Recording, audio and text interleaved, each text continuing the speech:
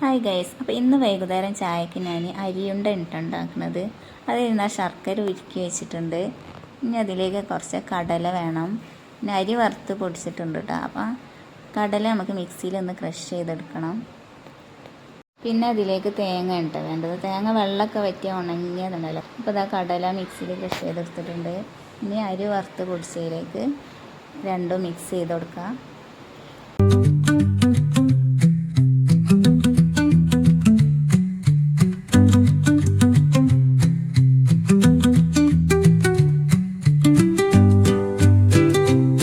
അപ്പോൾ അതാ ശർക്കര പാനി ഒഴിച്ച് കൊടുക്കുന്നുണ്ട്.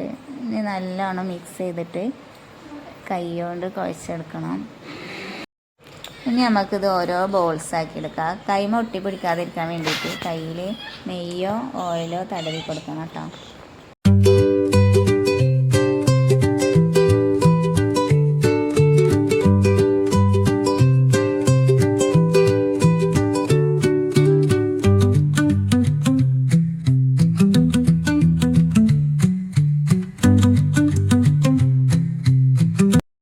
അപ്പോൾ വൈകുന്നേരം ചായക്കുള്ള സ്നാക്സ് റെഡി ആയിട്ടുണ്ട് കേട്ടോ. അപ്പോൾ ഇത്രയുള്ള വീഡിയോ ആദ്യമായിട്ട് കാണുന്നവരൊന്ന് ലൈക്കും ഷെയറും ചെയ്യണേ. ചാനലൊന്ന് സബ്സ്ക്രൈബ് ചെയ്യാനും കൂടി മറക്കരുത്. അപ്പോൾ ബൈ.